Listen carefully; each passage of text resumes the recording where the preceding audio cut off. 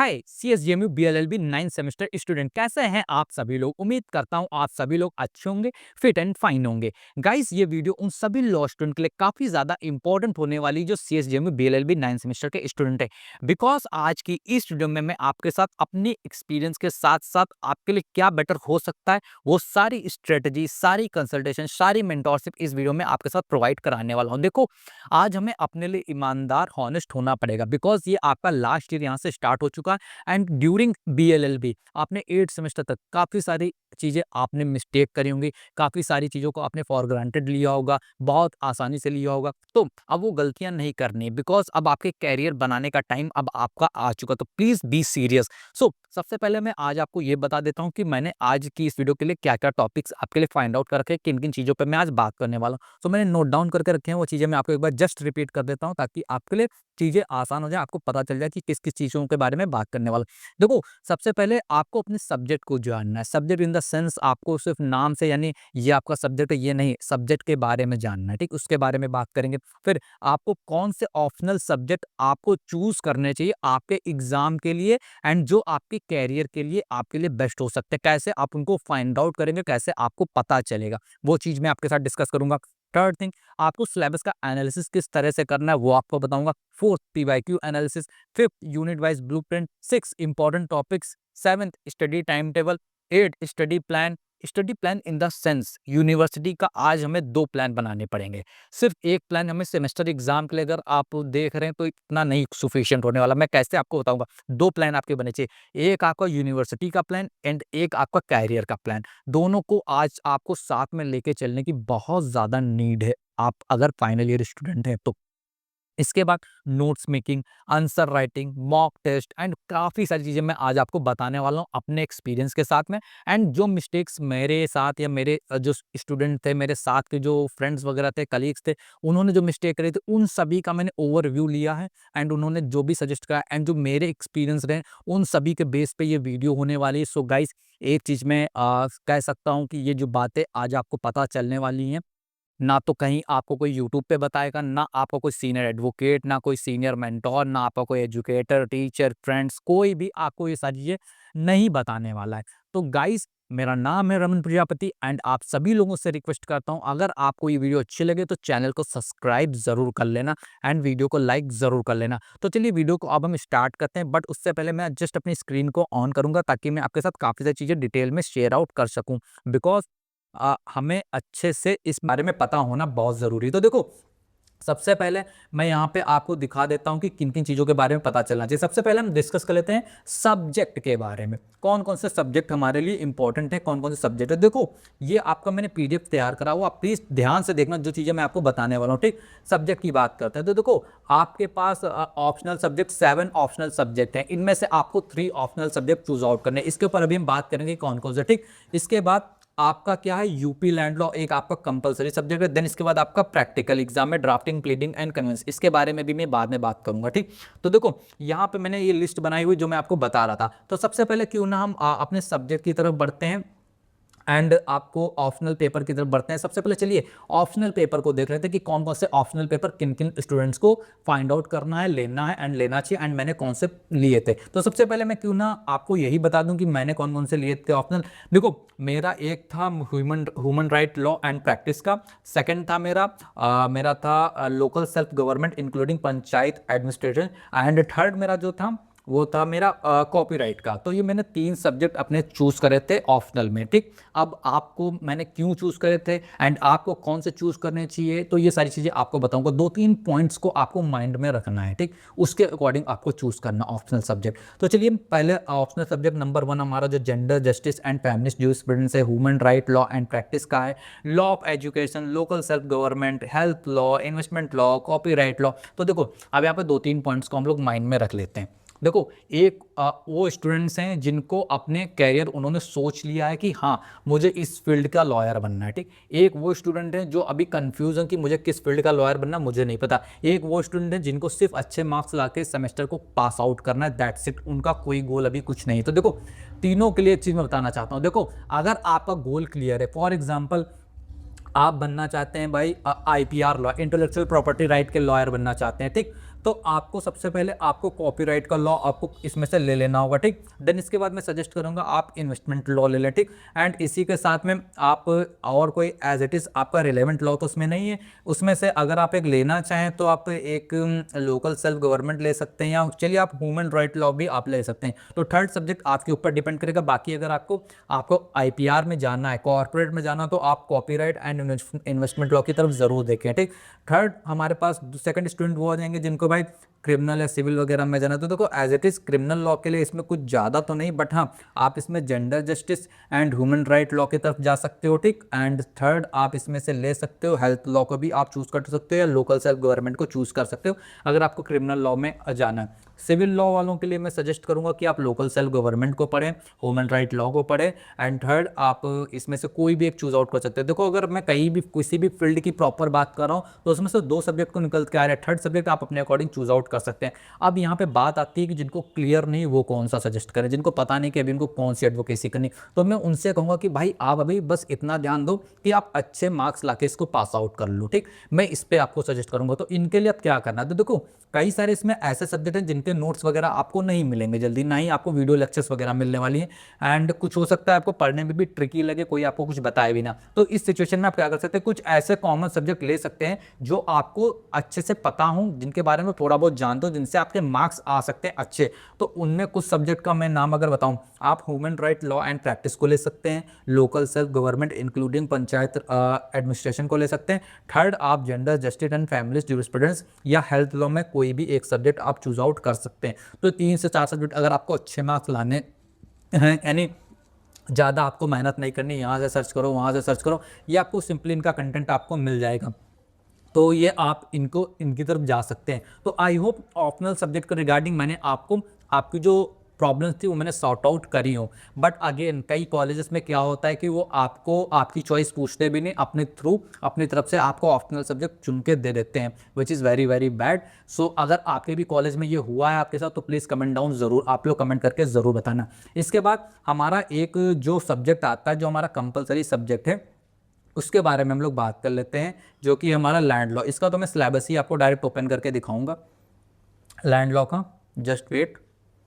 मैंने पूरा सिलेबस का पीडीएफ आपका टेलीग्राम चैनल पे मिल जाएगा। देखो लैंड लॉ में रिगार्डिंग प्रॉब्लम क्या थी, देखो अभी तक हमारा जो लैंड लॉ का सब्जेक्ट आता था, ठीक, उसमें क्या प्रॉब्लम थी कि जब मैंने एग्जाम दिया था तो मुझसे जो पुराने लॉज होते थे, यूपी जमींदारी एवोल्यूशन वला वला वला बहुत सारे एक्ट थे, तो उसके बारे में मुझसे पूछा गया था, ठीक। बट अभी आपका जो सिलेबस है उसमें आप देख सकते हैं कि आपका यूपी रेवेन्यू कोड को ऐड ऑन कर दिया गया, उसमें ऐड ऑन नहीं था, बट कई कुछ और एक्ट्स भी ऐड ऑन है। तो सिर्फ आपका रेवेन्यू कोड ही नहीं है, आपका UP consolidation of land holding act है, UP imposing of ceiling and land holding act है। तो इसमें नहीं कई सारे बच्चों की बैक भी आती है, क्योंकि कंटेंट अवेलेबल नहीं है, ना ही हिंदी में ना ही इंग्लिश में, ना ही इसकी बुक्स वगैरह ज़्यादा अवेलेबल हैं कहीं भी। तो इसमें बहुत ज़्यादा बैक आती है, बिकॉज ये एक लोकल लॉ है, तो इसके सेंट्रल जो पब्लिकेशन है वो नहीं मिलते, वो लोकल पब्लिकेशन ही मिलते हैं। सो इसके लिए आपको एक प्रॉपर स्ट्रेटजी को फॉलो करना पड़ेगा, बहुत सारी एनालिसिस आपको करनी पड़ेगी, देन ही आप इसको अच्छे से इसको मार्क्स इसमें ला सकते हैं, अदरवाइज आप इसमें नहीं ला पाएंगे, ठीक। तो कुछ चीज़ें जो मैं आपको बताऊंगा उनको आप फॉलो करना, आप अच्छे मार्क्स ले आएंगे। तो यहाँ पे कहने का मतलब है कि लैंड लॉ में अब आपको नए सब्जेक्ट को पढ़ना पड़ेगा, क्योंकि बेसिकली यहाँ पे यूपी रेवेन्यू कोड 2006 आपका ऐड ऑन कर दिया गया, जो पुराने सारे लॉ तो उनको कंसोलिडेट करके आपका एक कोड बना दिया गया, which is called UP revenue code 2006। I hope you understand. Now यहाँ पे हमारे सब्जेक्ट की तो बात हो गई है, ठीक। अब यहाँ पे थोड़ा सा बात हम कैरियर की तरफ अगर हम करें तो ज़्यादा सही होगा मुझे लगता है, तो थोड़ी सी बात अब हम कैरियर की तरफ कर लेते हैं। मुझे ऐसा लगता है कि कैरियर के ऊपर थोड़ा सा समय देना चाहिए, and time table and study का भी, ठीक। उसके बाद हम लोग सिलेबस पे ज़रूर आएंगे। गाइस अब बात करते हैं हम लोग कैरियर के ऊपर। तो देखो अब यहाँ से हमारा जब लास्ट ईयर स्टार्ट हो रहा है, तो कई सारी मिस्टेक्स अभी तक हमने करी होंगे, लाइक हमारे प्रॉपर नोट्स नहीं होंगे, लाइक हमें अभी तक कोई भी सब्जेक्ट की क्लियरिटी नहीं होगी, हमारे यहाँ आधे आधे सब्जेक्ट कंप्लीट होंगे, किसी का कुछ सेक्शन याद होगा, किसी का कुछ याद होगा। एंड आप में से कई सारे स्टूडेंट ऐसे भी हैं, कई सारे क्या मुझे लगता है मोस्टली स्टूडेंट आप वैसे ही हैं जिन्होंने एमसीक्यू के पेपर स्टार्ट में आपने दिए होंगे, तो उन सब्जेक्ट का बेसिक नॉलेज भी आपका क्लियर नहीं होगा। तो कई सारी चीज़ें अभी तक आपको फेस करनी पड़ रही होंगी, लाइक आपको अभी तक ड्राफ्टिंग भी नहीं आती होगी। आप अभी तक कोई भी प्लांट नहीं ड्राफ्ट कर सकते हैं, कोई कंप्लेंट ड्राफ्ट नहीं कर सकते हैं, किसी तरह का कोई एफिडेविट नहीं लिख सकते हैं। एंड आपकी ना हिंदी अच्छी होगी प्रॉपर, ना इंग्लिश प्रॉपर अच्छी होगी। कहने का मतलब है कि अभी तक आपने कई सारी ना आपको इनफैक्ट आपको बेरेट भी अच्छे से रीड करनी नहीं आती होगी काफ़ी सारे लोगों को। तो इनफैक्ट अगर कहीं न कहीं अगर देखा जाए, तो अगर हम इनफैक्ट अगर आप जुडिशरी की फील्ड में जाना चाहते थे, तो वो देखो भाई वैसे भी 3 इयर्स प्रैक्टिस रूल आ गया, अब आप जुडिशरी का एग्ज़ाम तो दे नहीं सकते, ठीक? उसके बाद आपके लिए जो करियर ऑप्शंस आते हैं, आपकी एडवोकेसी, कॉर्पोरेट लॉ में आप जा सकते हैं, जीएसटी लॉयर आप बन सकते हैं, टैक्सेशन में आप जा सकते हैं, आईपीआर का कर सकते हैं, ट्रेडमार्क का कर सकते हैं एंड कॉम्पिटिशन लॉ में आप जा सकते हैं, आईबीसी फील्ड में जा सकते हैं, कंपनी सेक्रेटरी के तौर पे आप जा सकते हैं, लीगल एडवाइज़र। इनफैक्ट कई सारे ऐसे करियर ऑप्शन हैं जो मैं यहाँ पे आपको गिना नहीं सकता, बहुत सारे करियर ऑप्शन हैं जिसमें आप जा सकते हैं। कई सारे गवर्नमेंट एग्ज़ाम भी हैं जहाँ पे आपकी 3 इयर्स प्रैक्टिस रूल नहीं एप्लीकेबल है। लाइक अभी एपीओ का एग्ज़ाम आपका होने वाला है। सेम ऐसे ही जेएलओ का होता है कई स्टेट में एंड आपके आईबीपीएसओ लॉ ऑफिसर्स के बैंक में लॉ की आपकी वैकेंसीज निकलती रहती है। तो कई तरह की चीज़ें आपके लिए आती रहती हैं, तो वो काफ़ी सारी चीज़ें उन पे आपको फोकस करना है। बट प्रॉब्लम ये है कि हम लोग फोकस नहीं कर पा रहे हैं। हम लोग अभी तक क्या कर रहे हैं, ना तो हम कोर्ट में प्रैक्टिस करने जाते हैं, अगर जा रहे हो तो बहुत अच्छी बात है, नहीं जा रहे हो तो स्टार्ट कर दो कोर्ट में प्रैक्टिस। मेरी बात मान जाओ, कोर्ट में प्रैक्टिस करना बहुत इंपॉर्टेंट है, तो प्लीज़ स्टार्ट कोर्ट प्रैक्टिस, ठीक? तो कोर्ट में प्रैक्टिस करना स्टार्ट करो, फर्स्ट थिंग। सेकंड थिंग, अब आपको नोट्स बहुत अच्छे से बनाने हैं। अब आपको सीरियस होना है। अभी तक आपने क्या करा, क्या नहीं करा मुझे नहीं पता। आप लोग प्लीज़ कमेंट डाउन करके बताना मेरी बात से आप सहमत हैं या नहीं? क्या आपके सारे लॉज़ में से आपने अभी तक इतने लॉज़ पढ़े हैं कि आपके कोई ऐसे 3 लॉ हैं जो आपके परफेक्ट हों, कंप्लीट हों, आपके कंप्लीट नोट्स बने हुए हों? कोई भी ऐसे 3 लॉ अगर आपके हैं तो प्लीज़ कमेंट डाउन करना। मैं मान के चल रहा हूँ 100 में, मैं मानता हूँ 100 में बता रहा हूँ 5 टू 10 स्टूडेंट ऐसे होंगे जिनके ये साथ हुआ होगा। अदरवाइज़ सभी के साथ ये प्रॉब्लम्स आई होगी इस यूनिवर्सिटी के अकॉर्डिंग, हाँ।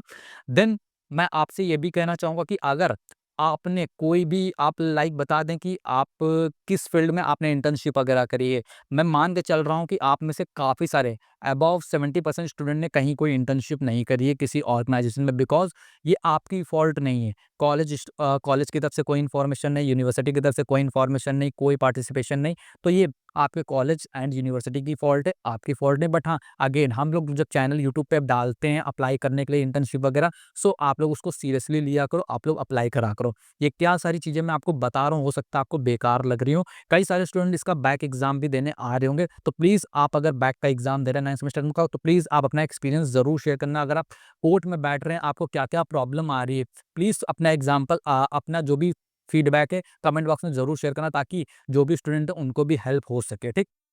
साथ ही साथ यहाँ पे करियर के रिगार्डिंग बहुत सारी चीज़ें बात करने को, बट अगेन वीडियो बहुत बड़ी हो जाएगी एंड आप कहेंगे कि ये क्या-क्या बातें कर रहे हो। तो मेरी बात मान जाओ, सीरियस हो जाओ, अपनी स्टडी को लेके सीरियस हो जाओ। एक चीज़ तो माइंड में बैठा लो, चाहे कोर्ट प्रैक्टिस करो जाके, चाहे किसी फील्ड में जाओ, लॉ की फील्ड में, कहीं भी जाओगे, आपको प्रॉपर वाली पढ़ाई करनी पड़ेगी। ये नहीं होगा कि उठे, पढ़ लिया, सो गए, पढ़ लिया, ऐसा नहीं होगा। सुबह 7 बजे मन हुआ, 7 बजे उठ के 7 से 9 पढ़ लिया, फिर अगले दिन क्या हुआ 10 से 11 पढ़ लिया, अगले दिन क्या हुआ भूल गए, अगले दिन ये हो गया। प्रॉपर टाइम होना चाहिए। मैंने यहाँ पे अगेन लिखा भी, प्रॉपर आपका टाइम टेबल और एक स्टडी प्लान दोनों होने चाहिए। ये स्टडी प्लान और टाइम टेबल एक चीज़ नहीं होती है, दोनों अलग-अलग होती हैं, ठीक? एक आपका स्टडी प्लान होना चाहिए, एक आपका टाइम टेबल होना चाहिए। जितनी जल्दी बनाओगे उतना फ़ायदा है, अदरवाइज़ याद रखना मेरी बात, जिस दिन ग्रेजुएट हो जाओगे उसके बाद सिर्फ़ और सिर्फ़ डिप्रेशन स्टूडेंट्स को आता है कि मैं क्या करूँ? I have no goal, I have no career options, because आपके साथ के जो स्टूडेंट होंगे, जो नॉन लॉ के फील्ड के होंगे, वो कहीं न कहीं जॉब पा रहे होंगे, पे आउट पर कर रहे होंगे, सैलरीज़ पा रहे होंगे, लाइफ एन्जॉय कर रहे होंगे एंड यू सडनली रियलाइज़ यार मैंने तो अपने एलएलबी के इतने साल बेकार कर दिए हैं, दैट्स इट। ओनली सिर्फ़ गार्बेज आपके माइंड में रह जाएगा और कुछ नहीं रह जाएगा। So please start your preparation right now. In fact अगर आप स्किल्स पे डेवलपमेंट करना चाहते हैं, स्किल्स डेवलपमेंट कोर्स जॉइन करें, बहुत सारी चीज़ें हैं। आप मुझसे जुड़ना, मैं आपके साथ शेयर आउट करूँगा आपका पूरा करियर गाइडेंस। देन इसके बाद अब मैं आपको बात करूँ स्टडी प्लान के बारे में, तो अब यहाँ पे मैं सिलेबस ओपन कर लेता हूँ, तो सिलेबस के ऊपर मैं अब आ जाता हूँ, ठीक? तो मैं जस्ट मुझे 1 मिनट का टाइम दें गाइज़। ज ओके, सो मैं अब यहाँ पे आपके साथ सिलेबस डिस्कस कर रहा हूँ सीएसजे में बीएलएलबी 9 सेमेस्टर का। ओके, तो देखो सिलेबस को डिस्कस करने से पहले मैं कुछ चीज़ें आपको यहाँ पे बताना चाहता हूँ कि आपको अपने सिलेबस का ब्लूप्रिंट आपको पता होना चाहिए। ठीक, आपको अपने सिलेबस का ब्लूप्रिंट निकालना, उससे इंपॉर्टेंट टॉपिक्स निकालना, उसको सिलेबस को आपको पीवाईक्यू के साथ एनालिसिस करना है। ऐसा नहीं है कि आप पीवाईक्यू को अलग देख रहे हैं। पीवाईक्यू काफ़ी सारे स्टूडेंट क्या करते हैं कि पीवाईक्यू ले लेते हैं एंड उसमें जो जो क्वेश्चंस आए उन क्वेश्चंस को रट लेते हैं एंड बस खत्म। ऐसा नहीं करना है। आपको एक तरफ अपने पीवाईक्यूज, एक तरफ आपको अपना सिलेबस रखना है एंड उसको प्रॉपर एक एक हेडिंग, एक एक पॉइंट को पढ़ के एनालिसिस करना होता है। लाइक मैं यहाँ पे आपको बता रहा हूँ, देखो जेंडर जस्टिस के बारे में बता रहे हो, तो इसमें क्या है, women in pre independence India, social and legal inequality, social reform movement in India, Gandhian movement, Nehru view, joint family etcetera, Karachi Congress, fundamental resolution, equality of success. तो देखो सबसे पहला टॉपिक अगर मैं आपको यहाँ पे बताऊँ आपको क्या करना है, तो women in independence India, after independence, post independence India, इनको साथ में पढ़ना। अब यहाँ पे दो अलग अलग दिया हुआ है, women in pre independence India, next आपकी हेडिंग है women in post independence in India. तो इनको आपको साथ में पढ़ना है, अलग अलग नहीं पढ़ना है। तो ये सारी चीज़ें आपको कैसे पता चलेंगी, जब आप एनालिसिस करेंगे। ऐसा नहीं कि पेपर उठाया और 2 घंटे में एनालिसिस खत्म। मैंने जो एनालिसिस करा है उसमें मैंने हर एक सब्जेक्ट को करने में, हो सकता है अब मैं आपको लगे मैं झूठ बोला, बट हर सब्जेक्ट के ऊपर मुझे 3 से 4 दिन देने पड़े तब मैं एनालिसिस कर पाया हूँ। ठीक, तो इस तरह से आपका जेंडर जस्टिस का ये टॉपिक है। इसमें ओनली 5 टॉपिक यूनिट्स हैं आपकी। देन इसके बाद आपका human right, law and practice का सब्जेक्ट है। Again it is a very very important subject, तो इसको आप देख सकते हैं। लॉ ऑफ एजुकेशन मैंने आपको बता दिया है, ये भी आप अगर चूज़ करना चाहते हो या इसका चूज़ करते हैं, बिकॉज इससे रिलेटेड आपको कई सारे नोट्स वगैरह आपको मिल जाएंगे, बिकॉज इसमें कई सारी चीज़ें आपके कॉन्स्टिट्यूशन से लॉ से रिलेटेड ही हैं। Okay, administrative law and constitutional law से रिलेटेड चीज़ें आपको इसमें कई सारी चीज़ें मिलेगी। अगेन मेरा ऑप्शनल सब्जेक्ट नहीं था बट मैंने इसको पढ़ा हुआ है। ठीक, local self government very very important. अगर आप में से कोई काफ़ी सारे स्टूडेंट यूपीएससी की प्रिपरेशन कर रहे होंगे, यूपीएससी लॉ ऑप्शनल, यहाँ आपको अगर पता नहीं है तो आप एलएलबी के बाद यूपीएससी लॉ ऑप्शनल की तैयारी कर सकते हैं। ओके, तो वो भी आपके लिए फील्ड है, बट उसके लिए भी आपको पढ़ना होगा अभी से। ठीक, मैं नहीं चाहता हूँ कि आपने 5 साल एलएलबी की पढ़ाई करी है, अब उसके बाद 1-2 साल अपने ऊपर और देखें, 7 साल 8 साल आप लगा जाके तब पढ़ जाके। Why not today, why not today, आज से क्यों नहीं स्टार्ट कर सकते हैं प्रिपरेशन। बिकॉज कई मान के चलिए आपकी एलएलबी खत्म होती है, आपके कुछ सब्जेक्ट्स भी मेजर मेजर लॉस के खत्म हो जाते हैं एंड साथ में सडनली आपको पता चलता है कि ओ एग्ज़ाम आ गया है, एग्ज़ाम फॉर्म आ गया, आपने एग्ज़ाम फॉर्म फिल आउट करा एंड सडनली आपने एग्ज़ाम दिया, आपका सिलेक्शन हो जाता है, बस लाइफ सेट है बॉस। इस तरह से चलना है। फिर इसके बाद आपका हेल्थ लॉ है। हेल्थ लॉ अगेन इंपॉर्टेंट है बट मेजरली बहुत कम लोग लेते हैं। इन्वेस्टमेंट लॉ टफ है, याद रखना, इन्वेस्टमेंट लॉ का जो सब्जेक्ट है टफ है, इजी नहीं है। ठीक, तो इसको लेने से पहले 10 बार सोच लेना, अगर पढ़ना हो तभी लेना, अदरवाइज ना लेना। अगर आपको कॉर्पोरेट लॉ में जाना है, कॉर्पोरेट लॉ की प्रैक्टिस करना, देन ही आप इसको चूज़ करना, अदरवाइज इसको अवॉइड करना। ठीक, इसके बाद हमारा कॉपीराइट है। आईपीआर में जाना तो जरूर इसको चूज़ करो, टफ सब्जेक्ट है, याद रखना इजी नहीं है। कॉपीराइट को आप लोग बहुत ज़्यादा इजी ले लेते हैं, आईपीआर को काफ़ी सारे लोग इजी ले लेते हैं, तो ऐसा नहीं। अभी लैंड लॉ का तो मैंने ऑलरेडी डिस्कस कर लिया। अब इसके बाद जो हमारा ड्राफ्टिंग, प्लीडिंग एंड कन्विंस है। अब देखो प्रॉब्लम क्या होगी, यहाँ से मैं प्रैक्टिकल की बात कर रहा हूँ, और प्रैक्टिकल की बात इसको सब हल्के में ले लेंगे, कहेंगे यार ठीक है यार कॉलेज में हो जाएगा, क्या हुआ यार, यहीं पे मात खा जाते हैं आप लोग। अब इस चीज़ को अगर आप नहीं पढ़ेंगे, इस चीज़ को अवॉइड कर देंगे, मैं ट्रस्ट करके बता रहा हूँ, मेरे ऊपर ट्रस्ट कर लो, थोड़ा सा विश्वास कर लो। अगर इस चीज़ पे फोकस कर दिया ना, तो जैसे ही आपकी बीएलएलबी खत्म होगी ना, कुछ नहीं तो आप दिन का 400 से 500 रुपये ऐसे ही अर्न कर सकते हो, अगर आपकी ड्राफ्टिंग बढ़िया होगी, प्लीडिंग कन्विंसिंग अच्छी होगी। इससे मैं मानता हूँ आपको थ्योरेटिकल नॉलेज होगी, लेकिन जो नॉलेज आपको मिलेगी इसके ऊपर रिसर्च करके पढ़ के, बहुत इंपॉर्टेंट है। जो प्रैक्टिकल एग्जाम होते हैं इनको सिर्फ हम लोग फाइल नंबर एंड ड्रेस के लिए एंड कॉलेज में वो शो ऑफ करने के लिए जाते हैं, बट ऐसा नहीं है। जितने ज़्यादा प्रैक्टिकल को आप हल्के में लेंगे, लाइफ आपको उतना ही ज़्यादा हल्के में लेगी, इस चीज़ को याद रखना। बिकॉज जो एनएलयूज होते हैं, जो टॉप की लॉ यूनिवर्सिटीज़ होती है, उसमें इस प्रैक्टिकल को लेकर ज़्यादा कहा जाता है, ज़्यादा फोकस किया जाता है जो प्रैक्टिकल एग्जाम होते हैं, ना कि हमारी जैसे यूनिवर्सिटी जो जिसमें प्रैक्टिकल को बस ऐसे ही हवाबाजी में कपड़ा दिया। तो प्लीज़ आप लोग प्रैक्टिकल बहुत सीरियस लेना, बहुत इंपॉर्टेंट सब्जेक्ट आपके लिए होने वाला है। एंड ट्रस्ट मी, अगर नहीं मानते तो 2 साल के बाद आपको याद आएगा जो मैंने आपको कहा है। ठीक, याद रखना। इसके बाद हमारे सब्जेक्ट तो भाई खत्म हो जाएंगे। ठीक, तो सब्जेक्ट की बात अब यहीं पे हम खत्म कर लेते हैं। अब इसके बाद मैं और सारी चीज़ें वो भी आपके साथ डिस्कस करने वाला हूँ। इसके बाद मैं आपको बता देता हूँ कि आपको नोट्स, आंसर एंड टेस्ट की बात। देखो नोट्स कैसे बनाने हैं, देखो सबसे पहले नोट्स की बात कर लेते हैं। देखो नोट्स फॉर एग्जांपल मैंने जब जुडिशरी की कोचिंग ज्वाइन करी थी तो उसके अकॉर्डिंग अगर मैं नोट्स आपको बताऊँ एक छोटा-सा देखो, हमारे 3 तरह के जुडिशरी में नोट्स बनते हैं। एक होता है क्लास नोट, एक होता है आपका Barack notes and Barack note नहीं, एक होता है आपका क्लास नोट, एक होता है आपका रिवीजन नोट, एक होता है आपका बेरेक नोट्स। 3 तरह के हम नोट्स हम लोग बनाते हैं। क्लास नोट यानी जो एजुकेटर बोल रहा है उसको हम लोग लिखते हैं, जैसे भी भाषा आपको लिखनी हिंदी, इंग्लिश, हिंग्लिश जिस भी लैंग्वेज में आपको लिखना है, बस आपको डिटेल में उसको लिखना है। जितना ज़्यादा आप लिख सकते हैं, हर एक पॉइंट को आपको लिखना होता है, ठीक? सेकंड जो हमारी आती है वो होती है हमारा रिवीजन नोट। उसको में हम लोग क्या करते हैं, उन जो नोट्स हमने डिटेल थ्योरी में क्लास में लिखे, उसको हम लोग स्ट्रक्चर नोट्स बनाते हैं, फॉर्म में स्ट्रक्चर के फॉर्म में क्रिएट करते हैं, ठीक? थर्ड हमारे बेरक नोट्स आते हैं, वो हम क्या करते हैं, जो हमारे थ्योरी एंड स्ट्रक्चर के नोट्स थे, प्लस हम बेरक को कंबाइन करके हम एक-एक लाइन, वन लाइनर के नोट्स हम अपने क्रिएट करते हैं रिवीजन के लिए। तो ये 3 तरह के नोट्स हम लोग क्रिएट करते थे जुडिशरी एग्ज़ाम के पॉइंट ऑफ व्यू से। बट क्या हमें university exam point of view से भी इस तरह से नोट्स प्रिपेयर करने? तो द आंसर इज़ नो। आपको यूनिवर्सिटी एग्ज़ाम से बस 2-3 चीज़ों को ध्यान में रखना है। 1 आपको नोट्स आपको खुद को समझ में आने चाहिए। सेकंड आपने जब नोट्स क्रिएट करे हैं, उससे पहले आपको उन टॉपिक्स के बारे में क्लियरेंस होना ज़रूरी है। ये नहीं कि आप किसी भी वेबसाइट से जाके आपको उसको नोट डाउन कर लेंगे, नहीं। नोट बाद में करना, पहले आपको उन टॉपिक्स के बारे में क्लैरिटी होनी चाहिए एंड उतना ही लिखें नोट्स में जितना आप उसको पढ़ सकते हैं, उतना आप उसको रिवीज़न कर सकते हैं। ऐसा नहीं आपने लिख 10 पन्ने दिए, आपको आते 3 पन्ने भी नहीं है, 30 में 3 पेजेज़ में। तो इन चीज़ों को ध्यान में रखना, जितना है उतना लिखना। आप हेल्प लें ऑनलाइन रिसोर्सेज़ की, तो वहाँ से आप लोग इसको कर सकते हैं, ठीक? तो ये सारी चीज़ें हो गई। देन इसके बाद आंसर राइटिंग। अब देखो आंसर राइटिंग के ऊपर मैं एक डिटेल में वीडियो आप लोगों के लिए ला सकता हूँ अगर आप लोग कहें तो। बट आंसर राइटिंग में बस आपको इतना ध्यान में रखना है कि जो मैंने एक वीडियो में बताया भी था, आई थिंक वीडियो में लिंक मैं डिस्क्रिप्शन में दे दूँगा, आप लोग वहाँ से चेकआउट करना जाके।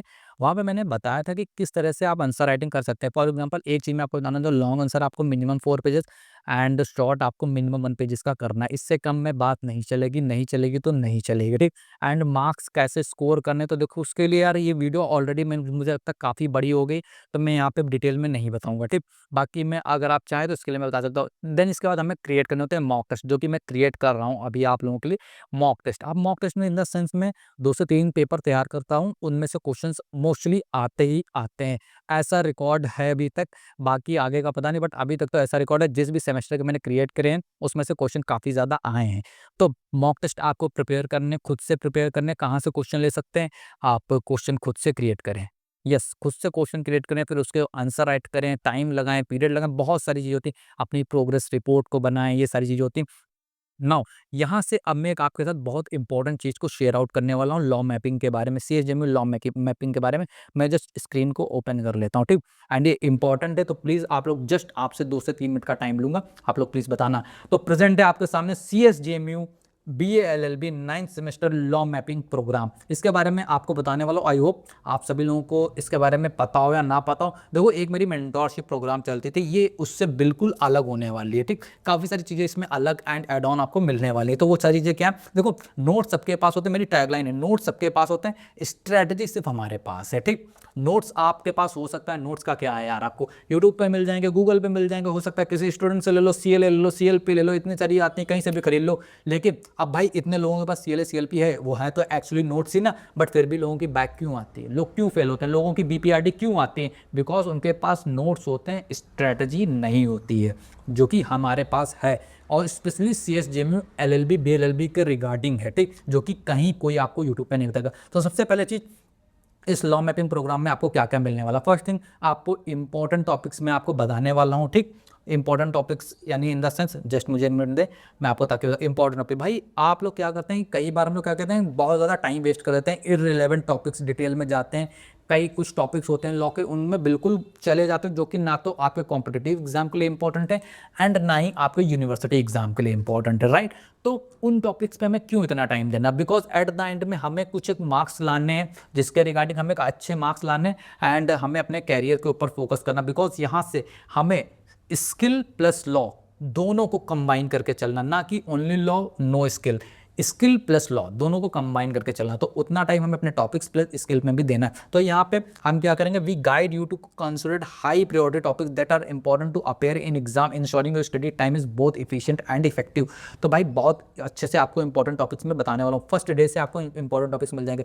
यूनिट वाइज ब्लूप्रिंट मैं क्रिएट करता हूँ, उसके बाद में आपको इंपॉर्टेंट टॉपिक्स बताता हूँ, जिसमें मैं आपको रोड मैप देता हूँ ईच यूनिट का, एक्सपेक्टेड कितने लॉन्ग इस यूनिट से आ सकते हैं, कितने शॉर्ट आ सकते हैं, क्वेश्चन का वेटेज कितने कितने क्वेश्चन किससे आ सकते हैं, किस डिफिकल्ट लेवल के आ सकते हैं, कितना टाइम आपको देना उन क्वेश्चन पे, एंड फोकस कितना करना है, जीरो गेस वर्क वगैरह काफ़ी सारी चीज़ें। देन इसके बाद आंसर राइटिंग मास्टरिंग, इसके बाद मैं आपको बताता हूँ कि आपको आंसर राइटिंग कैसे करनी है एग्जाम में, वो भी आपको बताऊंगा।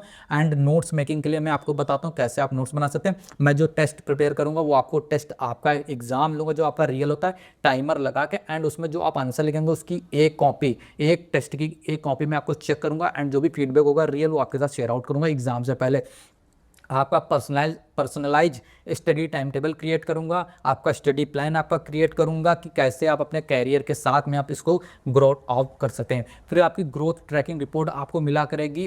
कैसे मिला करेगी? फॉर एग्जांपल मैंने आपको कुछ टॉपिक्स कंप्लीट करने को दिए, ठीक, आप उन टॉपिक को 2 से 3 दिन में कंप्लीट करोगे एंड उसके नोट्स बनाओगे, आपको फॉर्म की लिंक दी जाएगी, आप वहाँ पे जाओगे, वहाँ पे अपने नोट्स को अपलोड करोगे, एंड आप ये बताओगे कि आपने किस डेट से स्टार्ट करा था, किस डेट को आपने खत्म करा था। तो इसमें हम लोग देखते हैं कि कितना कितने टाइम में आप एक यूनिट को कंप्लीट कर रहे हैं, तो उसके अकॉर्डिंग आपको एक ग्रोथ रिपोर्ट आपकी मिलेगी, एंड आपको बताएंगे कि आपकी प्रिपरेशन किस तरह से चल रही है, ठीक।